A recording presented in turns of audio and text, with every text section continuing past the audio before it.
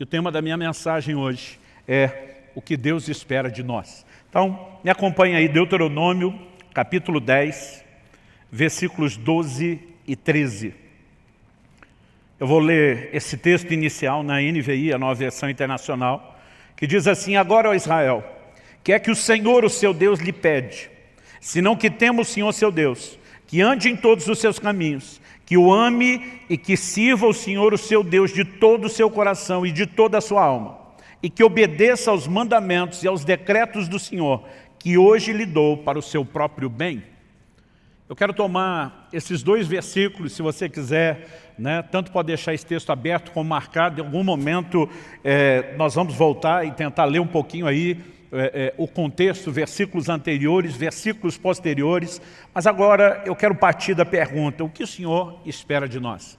A versão atualizada de Almeida, Nova Almeida atualizada, usa a pergunta: o que é que o Senhor requer de ti? No entanto, a expressão usada no original, esse requer, conota um pouquinho mais do aspecto de exigência, mas a palavra usada no original hebraico fala de pedir. Deus pede. Isso não precisa necessariamente ser confundido como opcional, mas eu quero tomar exatamente essa frase: o que é que Deus pede?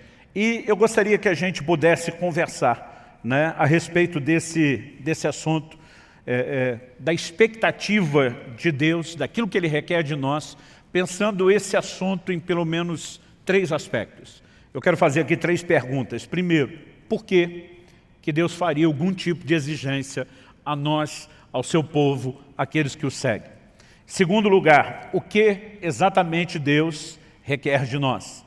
E, em terceiro lugar, nós vamos tentar trabalhar a razão, o motivo desse pedido que Deus fez. Então, acredito que olhando para o próprio texto, nós podemos entender que o fato de Deus fazer exigências, e não apenas nos colocar numa posição onde a gente pode pedir algo a Ele, mas Ele também pedir a nós, precisa nos ensinar algo.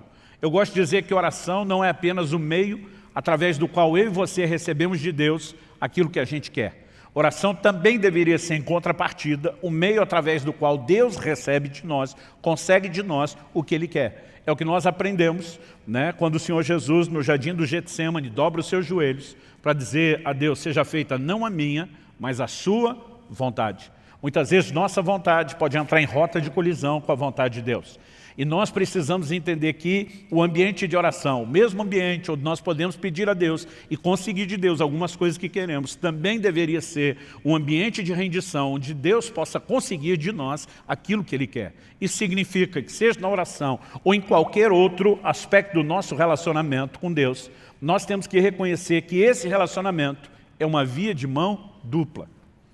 Nós precisamos entender que no relacionamento com Deus, nós temos não só direitos, mas nós também temos deveres. Hoje em dia eu vejo uma ênfase de um evangelho que ele promove, simplesmente anuncia o bônus. Não se fala muito a respeito do ônus, qual é o seu compromisso, quais são as suas renúncias, mas é fato que o relacionamento de Deus com o homem desde o início da criação, quando Deus estabelece o primeiro casal no jardim, antes da queda, antes do pecado, nós vemos um posicionamento claro de um Deus que, por um lado, disponibilizou, ofereceu a eles direitos. Ele disse: vocês podem comer de todas as árvores do jardim, usufruam de tudo isso porque é para o bem de vocês. Mas o Senhor faz uma restrição. Ele diz: mas da árvore do conhecimento do bem e do mal, vocês não podem comer. Então eles tinham direitos, mas eles também tinham deveres. E quando olhamos essa perspectiva, por mais que pareça um tanto quanto óbvia, eu acredito que ela não tem estado tão presente na forma de pensar dos crentes de uma forma geral. Muitas vezes olhamos para Deus como aquele que tem um compromisso de nos abençoar, de fazer aquilo que nós queremos, e afinal de contas é por isso que a maioria acaba se disponibilizando, pelo menos no início, antes de ter tanto entendimento ou maturidade, a andar com Deus, porque vê o lucro de um Deus que vai atendê-lo. No entanto, à medida que crescemos no entendimento da palavra, precisamos entender que há não apenas direitos, mas também deveres. Essa via de mão dupla com direitos e deveres, ela tem por trás de si uma lógica. E acredito que um dos elementos que a gente possa colocar aqui nessa conta é reconhecer que o homem tem o privilégio de viver com Deus é classificado na Bíblia, na sua palavra, como uma aliança. E a aliança envolve compromisso das duas partes, nunca de uma parte só. Depois Deus tirar a nação de Israel do Egito, debaixo do domínio de Faraó, da escravidão na qual viviam, ele faz isso com um projeto muito claro, levá-los a uma terra prometida, e assim que saem e param no Monte Sinai, observe o que é que Deus manda Moisés falar para eles. Êxodo, capítulo 19, do versículo 3 até o 6, diz assim: Moisés subiu para encontrar-se com Deus. E do monte, o Senhor o chamou e lhe disse: assim você falará à casa de Jacó e anunciará aos filhos de Israel: vocês viram o que fiz aos egípcios e como levei vocês sobre asas de águia e os trouxe para perto de mim. Agora, pois, se ouvirem atentamente a minha voz e guardarem a minha aliança, vocês serão a minha propriedade peculiar dentre todos os povos. Porque toda a terra é minha, e vocês serão para mim um reino de sacerdotes e uma nação santa. São essas as palavras que você falará aos filhos de Israel. Deus estava dizendo: eu tirei vocês do Egito, eu os trouxe sobre as asas da águia, eu tenho guiado vocês, eu tenho guardado vocês, eu tenho feito grandes coisas em favor de vocês, porque eu tenho um plano. Agora Deus está dizendo: se vocês querem ser a minha propriedade peculiar dentre todos os povos, que é o meu projeto, vocês têm que guardar a minha aliança. Em outras palavras, Deus está dizendo: nessa aliança não existe apenas um compromisso da minha parte com vocês, de intervir, de salvar, de redimir, de guiar, de proteger, mas precisa existir da parte de vocês um compromisso de guardar a minha aliança. Isso significa ouvir atentamente a voz do Senhor, andar em obediência a Ele. Então, nós vamos percebendo esse desenho. E, obviamente, quando a gente fala de uma via de mão dupla, de direitos e deveres, de compromisso das duas partes, embora a gente entenda uma parte desse aspecto do relacionamento que envolve o compromisso das duas partes, eu acredito que a gente pode não só não enxergá-lo de forma completa, como enxergá-lo de uma forma deficiente, incompleta. Nós precisamos entender que nesse relacionamento, Deus tem o direito de pedir e de exigir algo, não só porque além de direitos tem deveres, não só porque além de bônus tem ônus, não só porque a aliança requer o compromisso das duas partes, mas aquilo que deveria ser entendido como óbvio, nessa relação, Deus é o Senhor e nós somos seus servos. Embora haja compromisso das duas partes, não significa que nós estamos na mesma posição, naquele lugar de direitos iguais. Ele é Senhor. E senhorio implica no quê? Basicamente, em obediência, em submissão, em rendição. É por isso que em Lucas, no capítulo 6, no versículo 46, o Senhor Jesus diz: por que é que vocês me chamam Senhor, Senhor, e não fazem aquilo que eu mando? Ele está dizendo: é incoerente me chamar de Senhor. A palavra Senhor, a gente tem repetido isso aqui, era usada por um escravo quando ele se dirigia ao seu amo. A palavra Senhor significa dono, possuidor. Aquele escravo não tinha vontade própria, ele vivia para fazer a vontade do seu Senhor. Agora Jesus está dizendo: como é que vocês me chamam de Senhor, mas em vez de fazer a minha vontade, em vez de fazer o que eu mando, vocês decidem andar na sua própria vontade, fazendo apenas aquilo que vocês querem.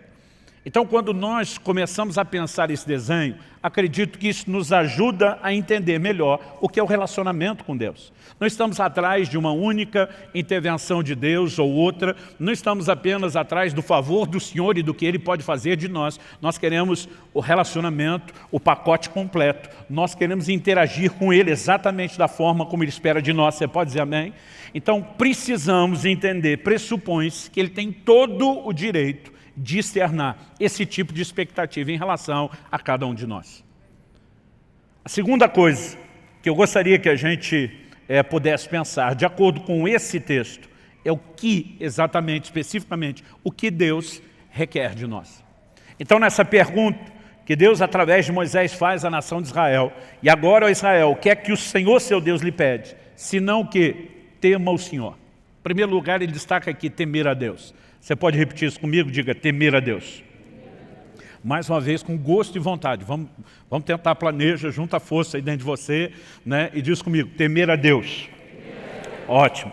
A segunda coisa, ele diz assim: que ande em todos os seus caminhos. Segundo lugar, diga comigo: andar em seus caminhos. E depois ele diz, e que ame e sirva o Senhor, seu Deus, de todo o seu coração e de toda a sua alma. Terceiro lugar, diga, amar e servir com intensidade. Então podemos repetir as três, diga, temer a Deus, andar nos seus caminhos, amar e servir com intensidade. Mas pastor, tem 4, porque o texto diz aqui que obedeça aos seus mandamentos. Eu quero te mostrar, depois de falar dessas primeiras 3 coisas, que a 4ª é apenas um resumo, um arremate final. Por quê? Temer a Deus é mandamento a ser guardado. Andar nos seus caminhos é mandamento a ser guardado. Amar e servir o Senhor de todo o coração é mandamento a ser guardado. Então, acredito que quando ele encerra falando sobre guardar os mandamentos, ele não está necessariamente falando de um 4º aspecto, né? Mas ele está arrematando a ideia de que a nossa relação com Deus se resume na obediência que nós devemos a Ele. Mas vamos falar em primeiro lugar do temor a Deus, né? Eu tenho percebido que muitas pessoas têm tratado do assunto do temor a Deus de uma forma muito equivocada. Hoje em dia, muita gente tem falado a respeito da graça de Deus. A graça de Deus não é um assunto novo. Ela é anunciada desde o início da história da igreja, desde o início do Evangelho. No entanto, a graça não apenas ela foi ensinada e proclamada dentro dos fundamentos bíblicos, ela também tem sido, ao longo do tempo, distorcida. Em Judas, né, no capítulo único, verso 4, ele fala daqueles que estão, né, transformando a graça de Deus em libertinagem. Alguns, não entendendo o favor oferecido de Deus, começaram a tratar da graça como se fosse uma permissão para pecar, e não a capacitação, o empoderamento divino para a obediência. Outros começaram a trazer uma ideia, como se do Velho para o Novo Testamento, Deus mudou. Né? Eles não falam dessa forma, mas a conclusão que nós chegamos é que parece que Deus se converteu. No Velho Testamento Deus era mau, terrível, né? Exercia juízo, mas no Novo ele virou amor. O que é uma grande bobagem tratar Deus como se ele fosse, né, alguém possível de sofrer mudança. Em Malaquias 3,6 Deus diz, eu, Senhor, não mudo. Tiago capítulo 1, verso 17, a Bíblia diz, nele não há mudança, nem sombra de variação. Logo, não há mudança em Deus. Então nós não podemos olhar como se no Velho Testamento Deus fosse uma coisa e no Novo Testamento ele tivesse se tornado outra. Logo no 2º século da era cristã, né, houve um camarada que trouxe muitas distorções, muitas heresias, chamado Marcião. E a gente brinca que até hoje existem os marcionitas, são aqueles, né, que acabam replicando o ensino dele, conhecendo ou não. Ele dizia que o Deus do Velho Testamento era um e o do Novo Testamento era outro. Né? No Novo Testamento ele não aceitava nem os evangelhos e o ensino de Jesus. Era só Paulo que tinha a revelação. E alguns parecem estar agindo assim. Eu tenho visto gente dizer, temor é coisa do Velho Testamento. E eu digo para alguns, eu acho que você não andou lendo o Novo Testamento. Né? Embora nós estamos partindo de um texto do Antigo Testamento falando sobre temer a Deus, Atos 9:31 diz, assim a igreja tinha paz por toda a Judéia, Galiléia e Samaria, edificando-se e caminhando no temor do Senhor e no consolo do Espírito Santo crescia em número.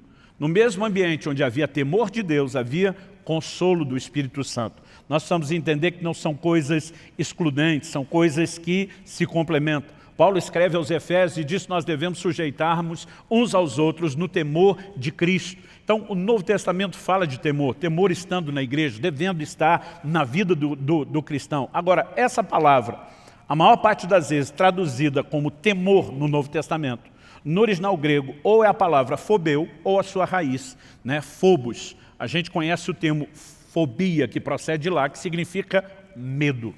Né? A tradução dessa palavra, que muitas vezes aparece como temor, ela sugere tanto medo e receio, como também tem a conotação de respeito e reverência. Agora, eu olho para algumas pessoas e percebo que elas dão um ênfase na palavra, como se eu e você tivéssemos que viver aterrorizados em relação a Deus. Outros parecem tentar eliminar isso completamente, quase como se o respeito e a reverência não tivessem nenhuma ponta, nenhum aspecto de temor. E na verdade essas coisas meio que se misturam. Mas nós precisamos entender a necessidade de um equilíbrio, mesmo no uso dessa palavra. Por exemplo, em Efésios, no capítulo 5, o apóstolo Paulo começa a falar da relação entre o marido e a esposa e um paralelo da relação com Cristo e a igreja, a noiva, né, com quem ele vai se casar. E a Bíblia diz que o marido deve amar a esposa como Cristo amou a igreja, mas que a esposa deve submeter-se ao seu marido como a igreja deve submissão a Cristo. Mas no final, no versículo 33, final do capítulo e do arremate dessa ideia, o apóstolo Paulo diz assim, que a esposa respeite o seu marido. Efésios 5:33. A palavra traduzida ali, né, é fobeu, que a esposa tema o seu marido. O apóstolo Paulo estava falando de um tipo de relacionamento onde o marido literalmente, e não simbolicamente, mas literalmente tocava o terror em casa? Não, porque a Bíblia não se contradiz. Em 1 de Pedro, no capítulo 3, no versículo 7, a mesma Bíblia diz, maridos, vocês igualmente vivam a vida comum do lar com discernimento, dando honra à esposa por ser a parte mais frágil e por ser coerdeira da mesma graça da vida. Quando Deus fala do marido ter que honrar essa esposa, né, tratando-a como parte mais frágil, parte mais frágil aqui eu não creio que fala do aspecto físico, porque se embora o homem tenha mais força bruta para carregar peso, a gente perde de longe na resistência à dor. Eu sempre digo que se dependesse de nós, os homens, para dar luz aos filhos, a terra estava desabitada há muito tempo.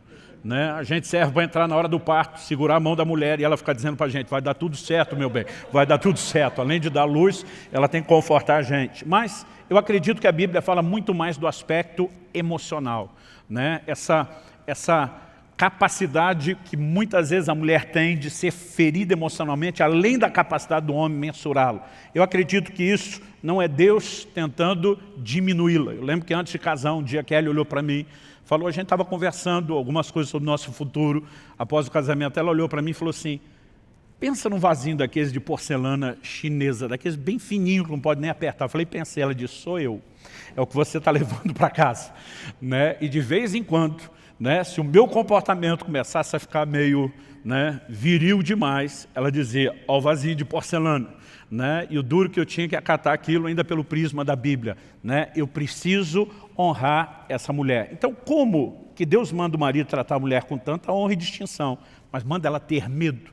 Nós precisamos entender que aqui é um equilíbrio de reverência, de respeito. Não que a pessoa do homem seja distinta, né? Não que ele, como pessoa, tenha mais valor, mas que dentro da funcionalidade do lar, o seu lugar de autoridade requer isso. Então, nós precisamos entender que há um equilíbrio. A palavra temor, ela nunca vai excluir totalmente essa questão do medo, mas ela não pode estar centrada só nela. Deve ser uma combinação entre um e outro. Pastor, o senhor está dizendo que a gente precisa ter medo da pessoa de Deus, né? Não é a pessoa, é a maneira como nos relacionamos com a pessoa.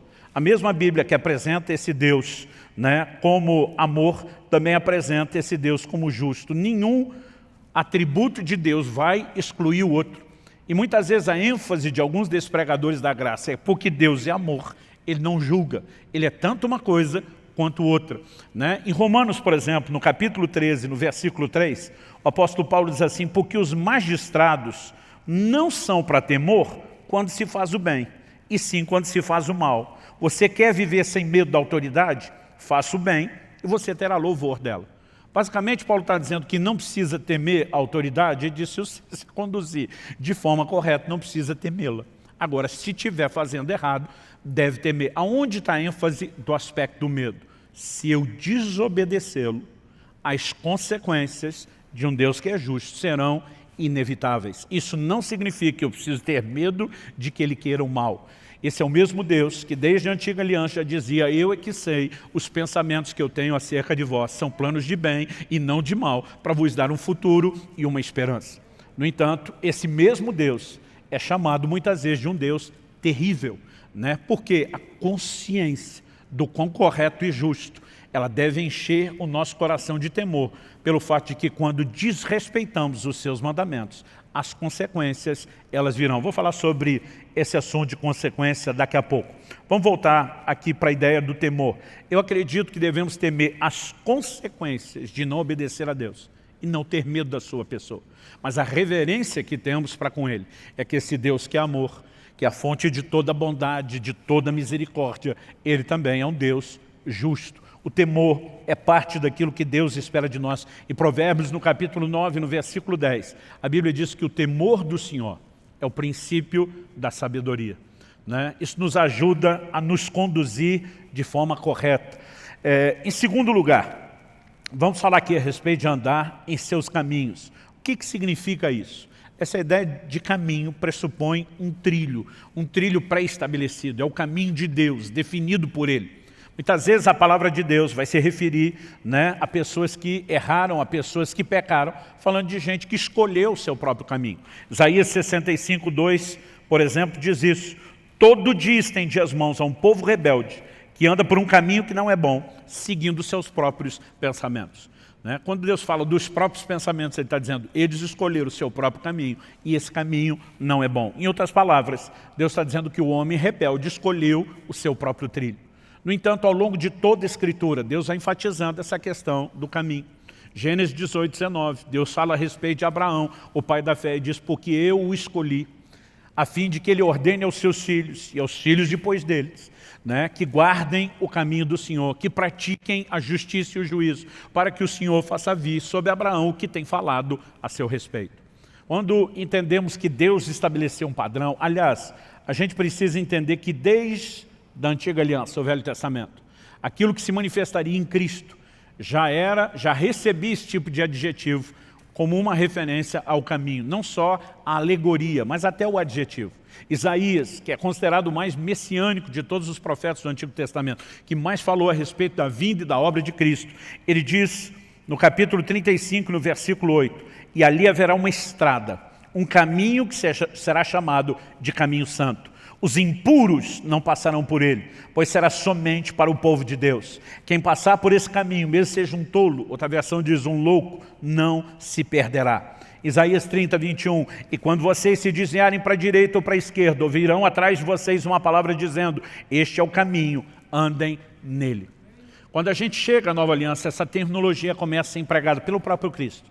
João 14:6, ele diz, eu sou o caminho, a verdade e a vida. Cristo se apresentou como caminho. O que hoje nós chamamos de cristianismo, uma referência à expressão coletiva da nossa fé, no início era chamado de o caminho. Deixa eu só mencionar alguns textos para você. Em Atos 16:7, quando Paulo e Silas estão pregando em Filipos, uma mulher se dirige a eles dizendo, esses homens são servos do Deus Altíssimo e anunciam a vocês o caminho da salvação. Essa expressão ela é largamente usada, né, e empregada no livro de Atos. Em Atos 18:25, quando a Bíblia fala a respeito de Apolo, um pregador, diz que ele era instruído no caminho do Senhor. Então, essa expressão ela vai sendo usada várias vezes e também a simbologia que se aplica a ela. Em Efésios 4:17, o apóstolo Paulo diz, não mais andeis como andam os gentios. O que ele quer dizer com não andar como andam os gentios? Ele não está falando da ginga, do balanço do corpo, ele está falando do caminho que se escolhe, porque essa ideia sempre foi entendida e compreendida. Alguém que abraça o Evangelho não deve trilhar mais o seu próprio caminho, ele deve andar nos caminhos do Senhor. Quem está entendendo, diga amém. Isso de novo nos remete ao entendimento de obediência e de cumprir aquilo que o Senhor predeterminou, estabeleceu para o homem desde o início, né? Aliás, eu acho muito interessante quando a gente mexe nesse assunto de obediência, entender o quão forte é a expectativa de Deus a respeito desse assunto. E daqui a pouco, quando a gente falar sobre guardar os mandamentos, a gente dá uma arrematada final falando de obediência. Vamos mexer na questão de amor e serviço. Pastor, a gente não poderia desdobrar, assim como o Senhor falou do temor como um dos aspectos da obediência, de andar nos caminhos do Senhor como outro. Não dá para desdobrar amor e serviço? Dá. Mas também dá para tratar deles juntos, né? Até porque a forma como amar e servir de todo o coração e alma é apresentado, me parece que a intenção é comunicar muito mais uma união do amor e serviço do que só tratá-los de forma separada. Outro dia alguém me perguntou, pastor, é possível servir a Deus sem amá-lo? Eu falei, mas falei, é impossível amá-lo sem servi-lo. E a pessoa ficou me olhando e falou, nunca pensei nisso. Falei, bom, vamos pela primeira frase, que é possível servi-lo sem amá-lo. Carta à igreja de Éfeso no Apocalipse. Em Apocalipse 2:2, o Senhor começa falando com essa igreja, né, assim, conheço as tuas obras, o teu labor e a tua perseverança. Eu gosto de brincar que aqui tem uma progressão. Obras fala de gente ativa que trabalhava, mas labor é quando você começa a entrar no nível de intensidade e cansaço. Agora, perseverança, É aquele modo que de vez em quando nós estamos botando pilha nos nossos pastores, nos nossos líderes, que é sangue nos olhos, faca no dente. Né? É quando você, com ou sem vontade, com ou sem inspiração, você põe tudo de você naquela disposição de serviço. Eles tinham uma alta performance. Mas nos versículos 4 e 5, nós vemos o Senhor falando: tenho, porém, contra ti, que abandonaste o teu primeiro amor. Então, a performance de serviço, de trabalho estava alta, a paixão estava lá embaixo, no chão, no chinelo. O que é que Deus acaba dizendo para esse anjo, para o mensageiro dessa igreja? Ele disse: se você não se arrepender, eu vou tirar o seu candeeiro. O que significa o candeeiro? No capítulo 1 de Apocalipse, João tem uma visão e ele vê 7 estrelas e 7 candeeiros. E o anjo explica: as 7 estrelas são os 7 anjos ou mensageiros das igrejas da Ásia. Os 7 candeeiros são as igrejas. O simbolismo do candeeiro era o da igreja. Agora Deus está falando com o anjo, com o mensageiro: se você não arrepender, eu tiro o seu candeeiro. Em outras palavras, Deus está dizendo: a igreja que eu confiei aos teus cuidados, eu vou tirar de você e vou pegar de volta. O que é que Deus está dizendo? Se você não vai fazer o trabalho que você está fazendo, movido pelo amor, por paixão para comigo, Deus está dizendo: eu dispenso você do serviço. Em outras palavras, Deus está dizendo: eu não quero o serviço pelo serviço. Ou o seu serviço é uma expressão do seu amor para comigo, ou eu dispenso o seu serviço. Por outro lado, em João 21, dos versículos 15 a 17, onde Jesus pergunta por 3 vezes ao apóstolo Pedro: tu me amas? Em cada uma delas, Pedro sinaliza, responde positivamente: tu sabes que eu te amo. O que é que o Senhor diz para ele? Apacenta as minhas ovelhas. Em outras palavras, está dizendo: se você me ama, vamos manter isso não só na declaração, no nível verbal, mas vamos demonstrar isso, Pedro, com trabalho, vamos demonstrar isso com serviço. Então me parece que o critério de entrada para quem vai servir no ministério, trabalhar para Jesus, é que tem que amar. E a exigência para a saída é se faltar amor. Portanto, nós não podemos mera e simplesmente olhar para isso e dizer: os assuntos estão desconectados. Mas embora seja possível servir sem amar, é impossível amar sem servir. O serviço deveria ser uma expressão do nosso amor. Quem está entendendo, diga amém. Mas pastor, eu não tenho a obrigação de trabalhar? Tem, mas não deveria trabalhar só com senso de obrigação. Deveria fazer isso com senso de prazer.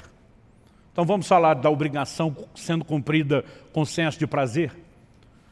Há poucos meses atrás, Kelly e eu completamos 25 anos de casado. E tem uma ordem divina que rege o meu casamento. Né? A minha responsabilidade, o meu papel como marido. A Bíblia diz: maridos, amai as vossas mulheres. É um imperativo, é uma ordem. Deus não está dando uma sugestão, não é um hashtag fica a dica. Deus não está dizendo: ó, se um dia desse você estiver de bom humor, se a coisa estiver fácil, se tua mulher não estiver dando trabalho, se você puder amá-la, beleza, fico te devendo uma. É uma ordem. E se é uma ordem, nós precisamos entendê-la como tal. O que significa a disposição de amar não é mero sentimento espontâneo, é uma decisão. Então, eu sou obrigado a amar minha mulher. Eu não tenho opção. E não olhe para mim, vocês os maridos, como se fosse só eu obrigado, que vocês também são. Vocês solteiros que estão orando para casar, estão orando para entrar dentro da mesma obrigação. Agora é uma obrigação, nenhum de nós vai discutir isso, certo? Agora eu fico pensando, se cada manhã que eu acordo do lado da minha esposa, desses 25 anos, eu dissesse para ela: eu amo você, e quando aquele abrisse um sorriso de satisfação, atropelasse ela dizendo: fazer o quê, né? Deus mandou. Não tem opção mesmo. Não tem outra alternativa, só me resta amá-lo, então estamos aqui para cumprir a obrigação. Eu fico imaginando se a gente ainda estaria casado, e se tivesse, qual seria a qualidade do matrimônio. Mas pastor, não é essa obrigação? É. E ela não sabe? Sabe. Então qual o problema de falar da obrigação?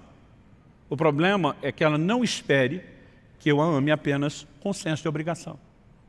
Se eu apenas cumprir o senso de obrigação, eu estou dizendo que o Deus que mandou é importante, mas eu estou dizendo para ela, mesmo que não verbalmente, que ela não é importante.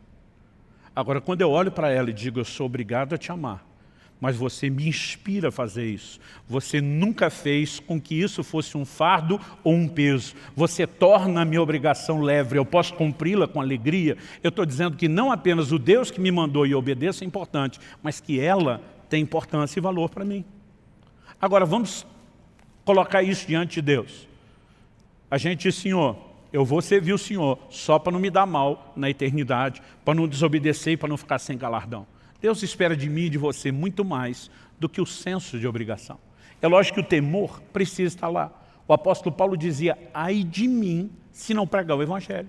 Estou em rota de colisão com a vontade de Deus, em plena desobediência. Ele diz, eu tenho temor a ponto de dizer, ai de mim.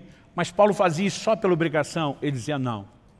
Para que eu não cumpra só com a obrigação. Ele dizia, eu vou além, eu me desdobro, eu me sacrifico mais do que Deus pediu, de olho no galardão e na recompensa, e na mensagem que eu vou declarar a Deus. Quem consegue entender a diferença? Nós precisamos ser um povo, né, que entenda a importância de servir ao Senhor, mas que faça isso não só por causa de cobrança, não só por causa de pressão, e nem só por causa de anseios pessoais. Porque muitas vezes nós queremos fazer coisas que Deus não pediu e não queremos fazer coisas que Ele pediu. Então, muitas vezes, né, para que a gente se conecte ao lugar correto de serviço, nós vamos ter que dizer, por amor ao Senhor, eu vou abrir mão daquilo que eu queria e vou fazer aquilo que o Senhor quer. Agora, tanto uma coisa como outra, seja tratada de forma separada, o amor e serviço, ou de forma conjunta, é apresentada como algo que a gente precisa fazer de todo o coração. Eu acredito que é nessa expressão que fica muito claro e evidente que Deus espera de mim e de você, mais do que o senso de obrigação, mas o senso de prazer, de dedicação total e plena a Ele. Isso significa que nós temos que dar o melhor de nós nessa relação, tanto de amor como de serviço. Você pode dizer amém? Então, depois de falar de temer ao Senhor, de guardar os seus caminhos, em terceiro lugar, destacar aqui o amor e o serviço intenso de todo o coração. Nós vemos Deus arrematando o assunto, falando sobre guardar os seus mandamentos. Como eu disse antes, guardar os mandamentos não é um quarto aspecto. Na verdade, é aquilo que resume todos os outros aspectos.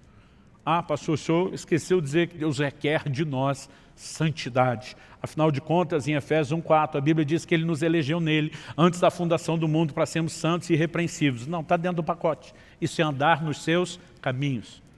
Ah, pastor, o senhor esqueceu falar da adoração e da devoção. Pode botar isso no pacote do amor, né? Agora, algo que nós precisamos entender é a importância da obediência. Tudo aquilo que Deus espera de nós, pediu de nós, se resume na obediência que eu e você devemos a Ele. O profeta Jeremias confronta a nação de Israel e começa a dizer, citando aquele texto de Êxodo 19, que eu já li um pouco, quando o Senhor fala sobre Israel sendo a sua propriedade peculiar, né, dentre os povos, mas para isso, tendo que guardar a sua aliança e ouvir atentamente os seus mandamentos. Jeremias começa a perguntar, o que é que Deus requeriu de vocês lá no início? E ele diz, Deus nunca pediu de vocês sacrifício. O modelo de adoração do Velho Testamento era baseado no sacrifício. E diz, o que Deus pediu de vocês foi obediência aos seus mandamentos. Isso me leva a entender que mais do que a própria adoração, Deus espera de nós obediência. Aliás, o pecado é retratado na Bíblia, em 1 de João 3,4, como a quebra da lei, a desobediência. Então, o contraponto do pecado na relação com Deus, na vida de santidade, se resume na obediência. Às vezes, nessas proclamações distorcidas da graça, eu vejo gente tentando dizer que não há necessidade de obediência na nova aliança, o que é uma grande bobagem. E a maioria deles se baseia num texto muito mal aplicado, que é Romanos 10,4, quando a Bíblia diz o fim da lei é Cristo. Todo dia falou, está aqui, não tem mais lei, acabou toda a lei. Eu falei, você tem certeza que ele está falando de toda a lei? Porque daqui a pouco, ali na frente, no capítulo 13, ele vai mandar a gente obedecer às autoridades e às leis naturais. Então, não pode ser que ele está dizendo que acabou todo tipo de lei. Hebreus, capítulo 7, versículo 12, diz que onde há mudança de sacerdócio, e a grande mudança da velha para a nova aliança, é que a velha era baseada no sacerdócio levítico, e a nova é baseada no sacerdócio de Cristo, que o autor de Hebreus diz ser segundo a ordem de Melquisedeque. A Bíblia diz onde há mudança de sacerdócio, é mudança de lei. A Bíblia não diz que é extinção, desaparecimento de lei, que a lei cessou. Quando a Bíblia diz o fim da lei é Cristo, está falando de uma lei específica que regia a velha aliança, que constituía de muitos mandamentos e ordenanças, né, que na verdade, na nova aliança, são tratados de uma forma completamente distinta. Em Colossenses 2, 16 e 17, em Hebreus 10, 1, a Bíblia enfatiza que a lei não tem a imagem exata das coisas, mas a sombra de bens vindouros. Eles tinham muitas ordenanças, como, por exemplo, sacrifício de animais, que eu e você não temos que fazer, essas coisas cessaram. Aliás, na verdade, Jesus ainda diz assim, eu não vim extinguir a lei, eu não vim suprimir a lei. Ele diz, eu vim cumprir. Porque a lei, além de ter um caráter temporário, tinha um caráter profético, ela apontava para Cristo. Jesus diz para os judeus nos seus dias, examinais as Escrituras, e são elas que testificam de mim, tudo converge na pessoa de Jesus, e muita dessa simbologia se cumpre no sacrifício de Cristo. Agora, isso não significa que não haja mandamentos. Jesus diz, um novo mandamento vos dou. Novo pressupõe essa mudança de lei, mas que também agora há mandamentos a serem obedecidos. Aliás, em Mateus, no capítulo 28, no que nós chamamos de a grande comissão, nos versículos 19 e 20, a Bíblia diz assim, portanto vão e façam discípulos de todas as nações, batizando-os em nome do Pai, do Filho e do Espírito Santo, ensinando-os a guardar todas as coisas que tenho ordenado a vocês. E eis que estou com vocês todos os dias, até o fim dos tempos. Ou como diz uma versão mais clássica, até a consumação dos séculos. O Senhor Jesus estava dizendo o quê? Vocês vão fazer discípulos das nações. Significa os não-judeus, os gentios. E é importante observar isso. Porque eu vejo muita gente hoje em dia, em nome de um discurso da graça, dizendo, né, que Jesus, né, veio para ensinar os judeus. Como se aquilo que ele ensinou não se aplicasse a nós. Como se a revelação da nova aliança partisse apenas das epístolas dadas por meio dos apóstolos. O livro de Hebreus nos fala que a salvação foi inicialmente anunciada por Nosso Senhor e continuada pelos apóstolos. Quem começou a proclamar o Evangelho foi o próprio Cristo, e eles deram continuidade. Trouxeram mais informações, claro. Jesus não tinha ainda nem morrido, o que dizer ressuscitado. Ele diz, eu tenho muito que vos dizer, mas vocês não têm estrutura para suportar. A revelação seria progressiva, mas o Evangelho não mudou. E quando Jesus diz, vão e anunciem aos gentios, ele está dizendo, não limitem aquilo que eu ensinei somente aos judeus que me ouviram. Jesus nunca veio tentar deixar o judeu da velha aliança, né, um judeu melhor, fazendo com que ele apenas cumprisse a lei. O tempo todo ele dizia, ouviste o que foi dito aos antigos, que era a lei de Moisés. Ele dizia, eu porém vos digo, mostrando que ele trouxe mandamentos. O Novo Testamento fala da lei de Cristo, fala dos seus mandamentos, e nós devemos a ele obediência. A obediência já foi requerida no Éden, antes de ter lei de Moisés. A obediência foi requerida durante a lei de Moisés. A obediência continua sendo requerida na nova aliança. A obediência é o cerne do nosso relacionamento com Deus. Quem está entendendo, diga amém. Então, temer a Deus envolve a decisão de ser consequente, não brincando com os seus mandamentos e nem com as consequências ruins de não obedecê-los. Por exemplo, o Novo Testamento nos adverte, em Hebreus 12, 16, dizendo, cuidem para que não haja nenhum impuro ou profano como foi Esaú, o qual por um prato de comida vendeu seu direito de primogenitura. Quando a Bíblia está dizendo, cuide para que não haja nenhum no meio de vocês como Esaú, está dizendo que esse comportamento pode ser repetido. Pode ser repetido nos nossos dias, pode ser repetido por um de nós. E que tipo de comportamento foi esse? O de um inconsequente. Alguém que por um prazer momentâneo não considera o valor e a continuidade, a permanência daquilo que Deus oferece. Agora, está falando de alguém, né, que não consegue avaliar os valores do que é espiritual, o que é natural, né, e nem as consequências de tomar esse tipo de decisão. Temor a Deus, eu creio que ele envolve a decisão de ser consequente. É não apenas fugir da punição, é fugir de ferir o coração de Deus. Quando a mulher de Potifar está dando em cima de José, José não diz para ela, olha, infelizmente a senhora não faz meu tipo. Né? Ele olha para ela e diz, como cometeria eu tamanha maldade contra Deus? José estava admitindo, a coisa pode ser interessante aqui, no nível de um desejo carnal, mas seria uma violência ao coração do meu Senhor, aos seus valores, aos seus mandamentos. E José olha para ela e diz, estou fora, e despacha a dona. Então nós precisamos entender que o temor a Deus nos leva a viver nesse lugar de consequência. Andar aos caminhos aponta para essa sujeição a quem sabe o que é melhor para nós. Nós precisamos olhar para Deus dessa forma. Eu lembro quando eu era criança e meus pais estabeleciam determinadas, né, proibições, a sensação que eu tinha era de o quanto eles eram injustos e queriam cortar o meu barato. Mas quando você amadurece, se cumpre aquela profecia paterna, um dia você vai me entender. Você enxerga as coisas sob outra perspectiva. Você acha que alguma vez, quando meus filhos eram crianças, eu deixava eles brincar com faca, com vidro, com qualquer coisa que pudesse machucar? Claro que não. Agora, você acha que no momento eles me entendiam e eu nem esperava que entendessem.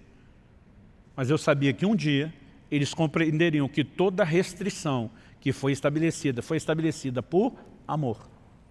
O relacionamento com Deus precisa ser baseado na fé de um Deus que está acima de qualquer suspeita. Por favor, diga amém.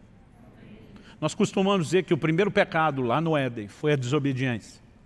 Mas vou concordar com as palavras do meu amigo pastor Marcelo Jamal, que diz que o primeiro pecado foi a incredulidade. Porque o que levou o homem a desobedecer a Deus foi colocar em xeque o que Deus falou. A serpente, a chamada em Apocalipse antiga serpente como sendo o diabo e Satanás, traz um questionamento ao coração de Eva dizendo o seguinte: não, é que Deus sabe que no dia que você comer da árvore do conhecimento do bem e do mal, vocês vão ser como ele. O que Satanás estava insinuando? Deus não quer o melhor para você. Deus está limitando você.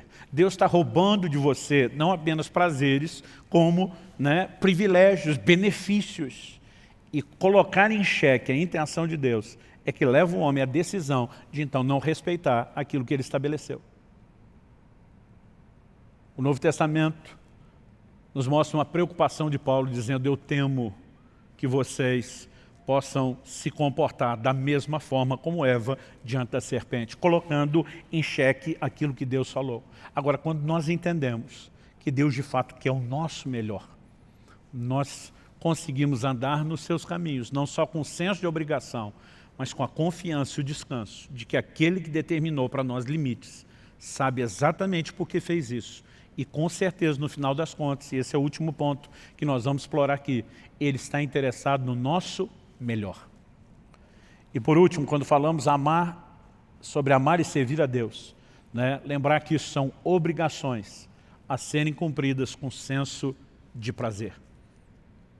Mas eu quero terminar aqui com uma última pergunta. Qual a razão desse pedido que Deus nos fez? Quando ele diz à nação de Israel: o que é que o Senhor pede de vocês? Ele diz que temam o Senhor, que andem nos seus caminhos, que o amem e o sirvam de todo o coração, guardem os seus mandamentos. Ele termina no final do verso 3 dizendo: para o seu próprio bem. Em outras palavras, ele sinaliza: isso não é algo que vai beneficiar a Deus. Deus não vai ficar melhor na fita se o povo dele estiver mais bem comportado. Deus não tem necessidade de absolutamente nada que eu e você possamos fazer ou oferecer a ele. Aliás, em Atos 17, na pregação de Paulo, lá no Areópago, em Atenas, ele faz a seguinte afirmação, versículos 24 e 25 de Atos 17. O Deus que fez o mundo e tudo o que nele existe, sendo ele Senhor do céu e da terra, não habita em santuários feitos por mãos humanas, nem é servido por mãos humanas, como se precisasse de alguma coisa. Então, ele não precisa de nada. Aliás, Paulo termina dizendo assim: pois ele mesmo é quem a todos dá a vida, a respiração e tudo mais. Basicamente, Paulo diz: Deus não precisa de você, você é que precisa dele. Sua subsistência é que depende dele, não a dele de você. Então, a única razão para Deus nos pedir isso não é porque ele tenha necessidade, não é que ele precise do meu temor, da sua disposição de andar nos seus caminhos, da nossa decisão de amá-lo e servi-lo de todo o coração. É porque ele está interessado no nosso próprio bem. E quando age dessa forma, aliás, eu tinha dito no início para vocês deixar o texto reservado lá de Deuteronômio. Se você puder voltar em Deuteronômio 10.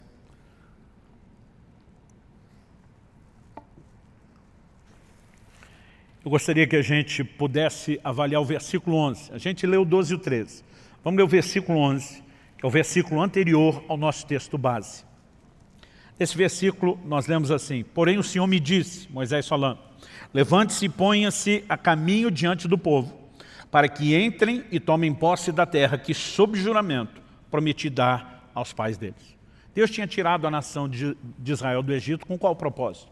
Não era que eles ficassem perambulando no deserto. Deus queria levá-los a um lugar de abundância, a uma terra que manava leite e mel. E acredito que isso também aponta de forma figurada para aquilo que Deus deseja para mim e para você. Deus também não nos tirou do mundo e do pecado para que a gente ficasse perambulando num deserto de aridez espiritual. Jesus diz, eu vim para que vocês tenham vida e vida com abundância. Efésios 1:3 diz, bendito seja o Deus e Pai de nosso Senhor e Salvador Jesus Cristo, o qual já nos abençoou com toda sorte de bênção nas regiões celestiais em Cristo Jesus. Deus tem um projeto de plenitude para mim e para você. Eu sinceramente esperava um amém, vou dar uma segunda chance para você. Deus tem um projeto de plenitude espiritual para mim e para você. Amém? Então assim, antes de tocar no que Deus requeria de Israel, ele já estava falando do lugar onde queria introduzi-los. Em outras palavras, Deus está dizendo, eu estou interessado no bem de vocês. Agora, o tempo todo ele advertia, mas se ao entrarem nessa terra, vocês não me obedecerem, em vez de ter a bênção, vocês vão sofrer as consequências da desobediência, que é a maldição, o juízo. Aí ele fala nos versículos 12 e 13, do que ele requer de nós. Mas vamos ver os versículos seguintes, agora do 14 ao 16. Depois de falar que queria introduzi-los na terra, do que ele requeria deles, temor ao Senhor, andar nos seus caminhos, amá-lo, servi-lo de todo o coração, que se resume na obediência. Ele diz assim, 14 ao 16, eis que os céus e os céus dos céus são do Senhor, o Deus de vocês. A ele pertence a terra e tudo o que nela há. Mas o Senhor se afeiçoou. Observe essa frase, se afeiçoou.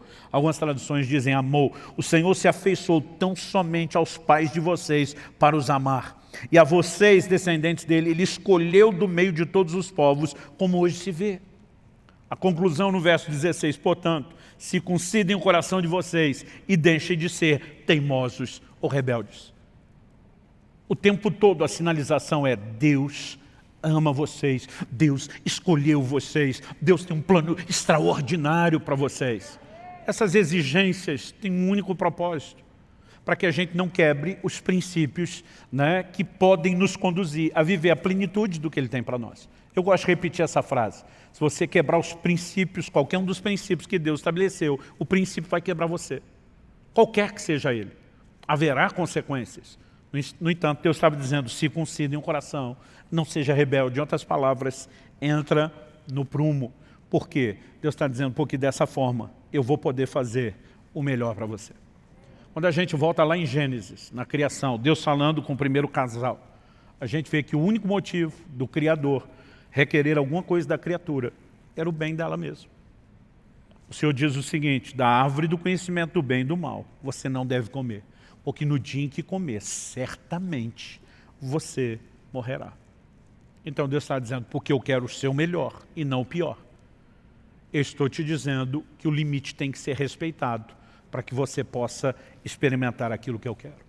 O que nós estamos falando aqui não é nada profundo no sentido de que segredo espiritual que não sabia, mas talvez nos ajude a montar um quebra-cabeça de como pensar o relacionamento com Deus. Então vamos resumir. É uma via de mão dupla. Deus tem todo o direito de estabelecer exigência e de nos pedir, porque nessa relação não é apenas a gente pedindo a Ele o que queremos, ela também envolve Deus pedir, exigir, demandar de nós aquilo que Ele quer. Nós precisamos entender exatamente quais são esses aspectos de obediência, mas a obediência como centro. Nós precisamos entender que o grande beneficiado da nossa obediência não é Deus. É lógico que Ele também vai poder colher esse relacionamento com gente que está próxima e não distante. Mas o grande beneficiado seremos nós mesmos. E quando a gente consegue simplificar isso tudo, é muito mais fácil oferecer resistência aos ataques do inimigo. Porque assim como bombardeou Eva, Satanás vai fazer com cada um de nós. Muitas vezes nós somos questionados, será que vale a pena? Estou sendo fiel a Deus, não estou vendo resultado. O tempo todo nós vamos receber essas setas de dúvidas, né, que o inimigo lança tentando colocar em xeque o caráter de Deus. Não foi o que aconteceu com a mulher de Jó? Ela, quando vê as coisas irem de mal a pior, ela vira para o seu marido e diz, amaldiçoe seu Deus e morre. Ela está dizendo, se Deus não vai dar tudo que eu não quero saber dele. Jó olha para ela e diz, você fala como uma louca. Nós recebemos de Deus o bem, não vamos receber o mal. apesar da Bíblia ser clara em dizer que o mal não procedia necessariamente do Senhor, Jó está olhando e dizendo, ele está no controle de todas as coisas. Ele não estava aceitando o mal como destino final, porque ele diz, eu sei que o meu Redentor vive e ele há de se levantar sobre a terra. Mas ele está dizendo, independente dessa circunstância mudar ou não, e não é só porque um dia vai mudar, ele está dizendo, eu não estou servindo a Deus apenas porque Ele dá aquilo que eu quero. Quando nós começamos a entender que Deus está acima de qualquer suspeita e mantemos esse nível de fé, o nosso coração acaba sendo guardado. O que Satanás trabalhou com Eva não foi um completo descrédito à palavra de Deus. Foi uma manipulação e uma distorção da palavra. Aliás, não foi assim que Satanás tentou Jesus? Lança do pináculo do templo, porque está escrito, aos seus anjos dará ordem a teu respeito para que te guardem. Eu percebo que muitos cristãos que têm um conhecimento superficial das Escrituras, eles estão à mercê não só de ensinos errados, que tem espíritos de demônio por trás desses ensinos, mas eles estão à mercê muitas vezes de setas do inimigo tentando distorcer a aplicação da palavra. Mas à medida que vamos fortalecendo esse pensamento de uma maneira completa, sadio, mantendo esse Deus está interessado no nosso bem acima de qualquer suspeita. Eu não entendo porque Ele ainda não fez. Eu não entendo porque Ele ainda não respondeu. Eu não entendo, mas uma coisa é certa, Ele está no controle e Ele não falha. Eu gosto de uma frase de Lutero, o grande reformador. Ele diz, não conheço os caminhos pelos quais Ele me conduz, mas conheço bem o meu guia.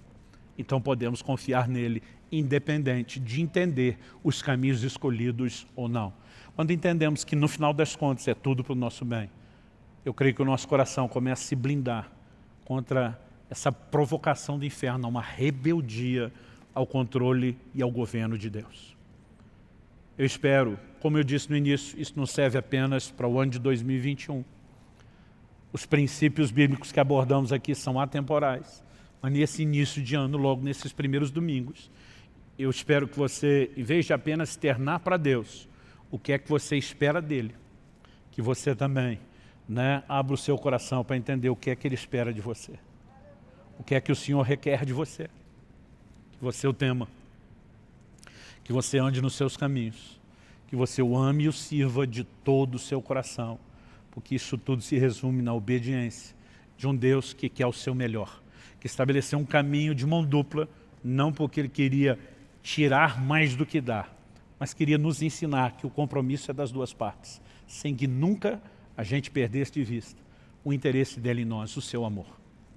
Romanos 8,32 diz, se Deus não poupou, nem mesmo ao seu próprio Filho, antes o entregou por amor de nós, como não nos dará juntamente com Ele, com Jesus que já foi dado todas as coisas? A Bíblia fala de um Deus que está disposto a qualquer coisa.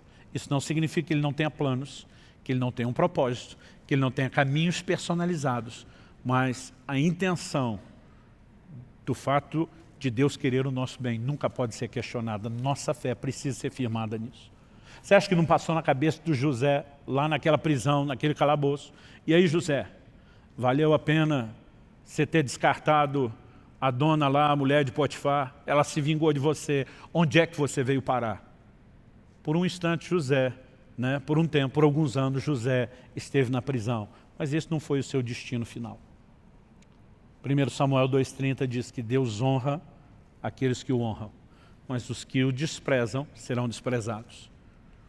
Como você quer determinar o seu relacionamento com Ele? Eu escolho honrá-lo. Eu escolho lembrar que no final essa honra não só não me custa assim tão caro, como na verdade tem um retorno poderoso. Além de me manter conectado e não distante de Deus, eu vou experimentar como resultado final o melhor de Deus. Isso é a proposta da Escritura e nós não podemos pensar de forma diferente. Eu tenho orado e tenho dito, Senhor, o que é que você quer de mim para esse ano? Eu sei que nós temos aqui princípios que são para todos nós, sem exceção. Mas muitas vezes Deus pode trazer algo que é personalizado, que é só para você. Eu já tive anos onde eu li a Bíblia várias vezes. Já tive anos onde no ano todo eu li a Bíblia uma vez só. Eu já tive anos onde eu estudei como nunca. 2020, Deus mandou reduzir drasticamente as viagens. E um dos propósitos era não só produzir, mas crescer. E nós precisamos, né, não apenas dizer para Deus quais são os nossos alvos. Nós precisamos orar, buscar de Deus o Espírito Santo. Eu quero entender, mesmo que isso não vier de forma imediata, mesmo que não vier com toda clareza, mesmo que eu não ouvi uma voz do alto, eu quero entender aquilo que o Senhor quer de mim. Sem contar essa disposição. Você consegue imaginar se cada um de nós, não apenas os que compõem a comunidade Alcance aqui de Curitiba, se cada um de nós no corpo de Cristo decidisse atender o que Deus espera de nós e dessemos a Ele, né, o temor do nosso coração, a disposição de andar nos seus caminhos, a decisão de amá-lo e servi-lo de todo o coração, dizendo obediência ao trilho, porque entendemos, né, que não é uma via de mão única, mas também ao mesmo tempo cheios de expectativa, de fé, num Deus que é o nosso melhor. Você consegue imaginar o que a igreja brasileira não faria nessa nação? Então a pergunta é, por que não temos feito? E eu não estou aqui para julgar você. Talvez você seja novo na fé. Talvez você esteja no início da caminhada tentando entender e processar as coisas. Talvez você diga, pastor, eu sou, como diz a turma aí, já macaco velho. No entanto, andei dando bobeira. Não vim aqui te apontar o dedo ou jogar pedra em você. Eu creio que o próprio amor desse Deus, que quer o seu melhor, te dá a oportunidade de conserto, te dá a oportunidade de arrependimento, de ajuste. E eu gostaria que nós terminássemos com um momento de oração. Aí onde você está, sentado, né? Sentado mesmo. Eu quero que você coloque diante de Deus a sua vida. Eu quero que você comece a falar com o Senhor. Eu quero que você, de fato, se pergunte. Você tem entregado a Deus o que Ele pede, o que Ele requer de você? Talvez você diga, pastor, eu acho que eu estou no time que respondo sim. A pergunta é, qual o nível? Porque muitas vezes nós estamos amando e servindo, mas não de todo o coração. Às vezes nós estamos temendo de uma forma meio parcial, relativizada.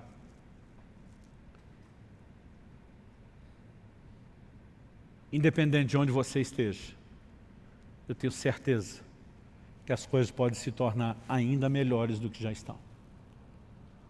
Se está ruim, pode melhorar. Se está bom, pode ficar melhor ainda. Pai, nós, em primeiro lugar, te agradecemos pelo privilégio de viver uma relação onde não estamos apenas debaixo do peso de obrigações. É por isso que a Tua palavra diz que os Seus mandamentos não são penosos, não são pesados. Nós oramos e suplicamos que a graça do Senhor seja derramada nesse lugar. A única forma pela qual podemos viver obediência aos Seus mandamentos, a esse alto padrão exigido na nova aliança, é por causa da capacitação, do empoderamento da graça. E nós clamamos que o Senhor derrame isso sobre nós. Nós oramos pelo sopro de vida do Teu Espírito. Nós oramos por despertamento. Nós queremos corresponder com aquilo que não é só uma expectativa do seu coração, é um requerimento, é uma exigência muito clara e específica, mas não queremos cumprir a obrigação só com senso de obrigação, queremos cumpri-la com prazer, e para isso suplicamos graça. Eu oro por cada um dos meus irmãos e irmãs, não apenas os que estão aqui nesse auditório, agora, nesse momento, nos acompanhando presencialmente, mas cada um daqueles que nos acompanha pela internet. Mesmo aqueles que terão acesso a esse recurso apenas na forma gravada, depois que nesse momento, enquanto ouvem, o Teu Espírito Santo possa tocar as suas vidas. Nós oramos pela inspiração do céu, nós oramos pelo fortalecimento do alto, nós oramos por restauração sobrenatural se manifestando na vida de cada um deles. Nós oramos, ó Deus, por um verdadeiro exército de homens e mulheres de Deus se levantando na disposição de entregar aquilo que o Senhor pede. Colocamos diante do Senhor não apenas o curso desse ano, mas o curso das nossas vidas, desejosos de viver o Teu melhor. Manifesta a Tua graça. Nós clamamos em nome de Jesus. Em nome de Jesus.